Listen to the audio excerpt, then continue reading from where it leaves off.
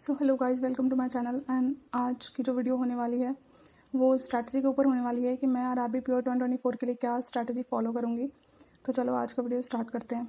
तो देखो, RRB PO में इंग्लिश तो आती नहीं है, बस ये क्वांट एंड रीज आती है, जो कि वो 40 क्वेश्चन होते हैं, जो कि 45 मिनट्स पेपर होते हैं प्री का। ठीक है, तो चलो हम बात करते हैं। देखो, कोई भी एग्ज़ाम क्लियर करने के लिए सबसे पहले कॉन्सेप्ट तो क्लियर होना ही चाहिए। ठीक है, वो एंड ये कॉन्सेप्ट वाला जो चीज़ है, ये सब सारे सब्जेक्ट पर डिपेंड करता है। जैसे क्वांट हो गया, रीजनिंग हो गया, इंग्लिश हो गया, क्योंकि हम इंग्लिश को छोड़ के नहीं चल सकते हैं, क्योंकि आगे और भी एग्ज़ाम्स आएंगे जिसमें इंग्लिश भी होगा। ठीक है, तो इसलिए तो चलो क्वांट का बात कर लेते हैं। कॉन्सेप्ट, अगर कॉन्सेप्ट देखो, दैट मीन्स कि कॉन्सेप्ट जो है वो ये अर्थमेटिक में होगा। ठीक है, एंड स्पीड मैथ्स तो मतलब करने ही चाहिए। एंड स्पीड मैथ देख लो, जैसे मैं क्या करती हूँ ना कि 20 या 25 क्वेश्चंस, ये सिंप्लीफिकेशन, क्वाड्रेटिक एंड ये number series and wrong number series के इतने तो डेली मैं करती हूँ, चाहे कुछ भी हो, इतने तो करनी है। एंड स्क्वायर्स 40 तक होने चाहिए, जो कि मुझे याद है। एंड क्यूब्स मुझे 25 तक याद है, 30 तक नहीं है। 25 मतलब 20 तक लेके चलो क्यूब्स। ठीक है, एंड टेबल 25 तक। ठीक है, तो ये हो गया स्पीड मैथ्स के लिए, इतना तो मतलब करना ही चाहिए। बात करते हैं अर्थमेटिक एंड डीआई की। तो अर्थमेटिक की प्रैक्टिस देख लो, मतलब अगर आपका कॉन्सेप्ट क्लियर है ना, तो बार बार आपको वही वाली चीज़ें सारी पढ़ने की ज़रूरत नहीं है। आप अर्थमेटिक का प्रैक्टिस करो रोज़। मतलब देख लो, जैसे मैं क्या करती हूँ ना, थोड़े थोड़े क्वेश्चंस उठा के, जैसे आशीष अरोरा सर है ना, वो पीडीएफ पे देते हैं। ठीक है, चेकलिस्ट देते हैं वो, तो उसमें भी ना सारे मिक्स्ड क्वेश्चन होते हैं, तो वहाँ से उठा के प्रैक्टिस कर लो। या फिर अगर आपके पास कोई और भी सोर्स है तो आप वहाँ से भी कर सकते हो, मैं तो यहीं से करती हूँ। एंड डीआई मतलब देखो, मिनिमम तो 5 है, मैक्सिमम आप जितना भी कर सकते हो, क्योंकि कोई लिमिट नहीं है इसमें कि मतलब आप 5 ही करो या 2 ही करो, ऐसा कुछ भी नहीं है। तो आपसे जितना हो सके उतना आप कर सकते हो। एंड क्वांट की चेकलिस्ट जो है वो फ्री होती है, जो आशीष अरोरा सर प्रोवाइड करते हैं, तो आप लोग इसे भी फॉलो कर सकते हो। एंड मैं तो यहीं से करती हूँ क्वांट के लिए, चेकलिस्ट डेली सॉल्व करना होता है, मैं करती हूँ। ठीक है, एंड बाकी क्वांट का हो गया। एंड रीजनिंग के लिए भी कॉन्सेप्ट, वैसे तो इसमें ज़्यादा कॉन्सेप्ट होता नहीं है कुछ भी, क्योंकि देख लो, पजल होता है, सिटिंग अरेंजमेंट होता है, यही सब होता है। फिर मिसलेनियस की टॉपिक्स होती हैं, तो वो सब हो गया। तो इसमें तो जितना हो सके उतना प्रैक्टिस करो, उस पर ही सब कुछ डिपेंड करता है, और तो कुछ है नहीं।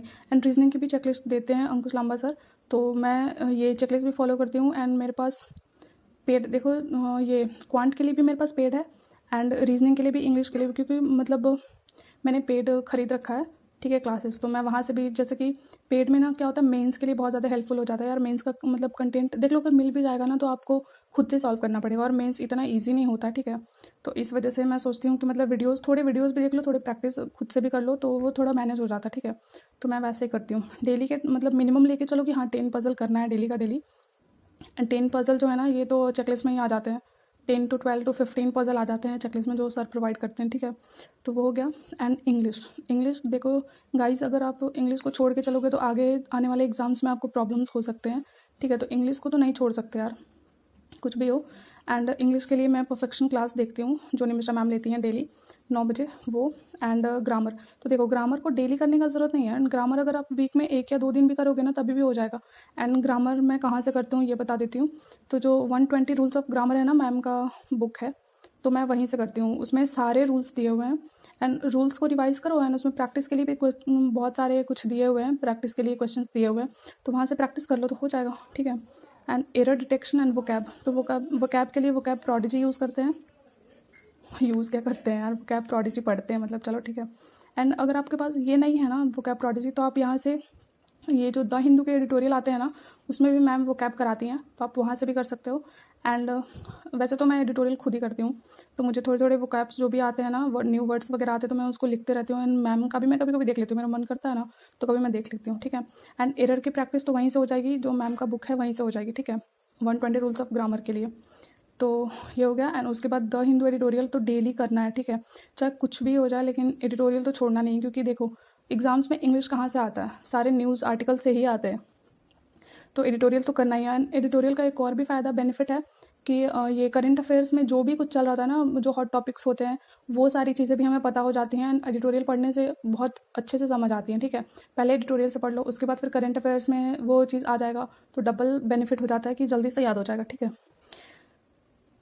एंड उसके बाद बात करते हैं मॉक टेस्ट के लिए प्रीलिम का।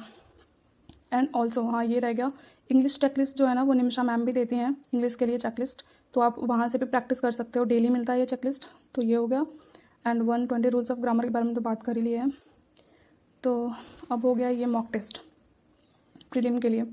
तो वीक में 2 भी अगर आप दे रहे हो ना फुल लेंथ का मॉक, तो भी मतलब सफिशिएंट है, अभी के लिए सफिशिएंट है। चलो मतलब अभी देख लो, अभी एग्ज़ाम्स आने में टाइम है, तो अभी के लिए तो सफिशिएंट है ये, ठीक है। मॉक टेस्ट 2 अगर दे रहे हो फिर भी, अदरवाइज़ यू कैन अदरवाइज़ आप सेक्शनल भी दे सकते हो।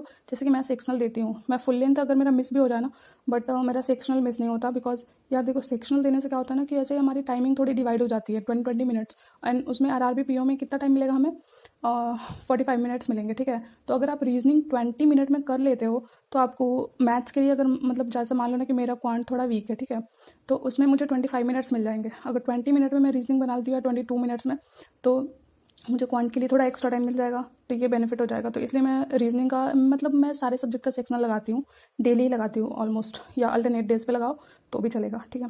एंड मेंस के लिए बात करते हैं। ये प्रीलिम्स का हो गया, सारे तीनों सब्जेक्ट के लिए हो गया, ठीक है।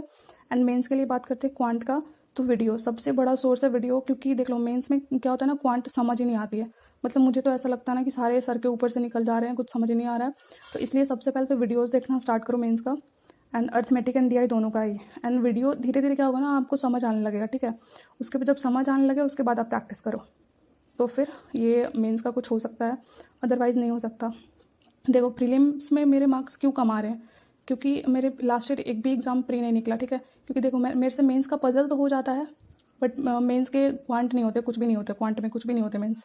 थोड़े बहुत गिने चुने हुए एक आध 2 4 5 क्वेश्चन हो गए बस, उससे ज़्यादा नहीं होता मेरे से क्वांट में। एंड रीजनिंग में मेरा मेंस हो जाता है थोड़ा बहुत, तो इसलिए। एंड रीजनिंग की बात करें तो पजल 1 से 2 मैं डेली करती हूँ। मैं मतलब जितना देखो, जितना इंपॉर्टेंट पी है ना, उतना ही उससे भी ज़्यादा इंपॉर्टेंट मेंस है। प्री में क्या होता है कि टाइमिंग हमें थोड़ा कम मिलता है एंड क्वेश्चन ज़्यादा होता है, बट मेंस में हमें सफिशिएंट टाइम मिलता है, बहुत ज़्यादा टाइम मिलता है। उसमें हमें अगर हमारा कॉन्सेप्ट क्लियर होगा तभी हम मेंस क्लियर कर पाएंगे, ठीक है। तो इसलिए मेंस को भी नहीं छोड़ना पड़ेगा, मेंस को भी साथ लेके चलना पड़ेगा। एंड देन इंग्लिश के लिए बात करें तो इंग्लिश के लिए परफेक्शन क्लास तो भाई मस्ट है एकदम, मतलब करना ही है। अगर आपके पास पेड सब्सक्रिप्शन नहीं है तो आप इंग्लिश मेंस के लिए क्या कर सकते हो, PYQ निकालो, ठीक है, एंड वहाँ से प्रैक्टिस करो। ये भी बेस्ट सोर्स है। मैम बोल रही थी एक दिन क्लास में कि अगर आपके पास पेड नहीं है, आपको मतलब कंटेंट नहीं मिल रहा है, ठीक है, तो आप मेंस के लिए PYQ निकालो, एंड उससे बेस्ट कंटेंट कुछ हो ही नहीं सकता मेंस के लिए, ठीक है। तो आप लोग वहाँ से भी कर सकते हो। And that's all for today guys. And I hope ये वीडियो मतलब मेरे लिए तो है ही, उससे ज़्यादा आप लोग के लिए भी है। देख लो मैं जो भी फॉलो कर रही हूँ, मैं आप लोग को बता रही हूँ। So thanks for watching, and please like share subscribe कर देना वीडियो को। चलो बाय।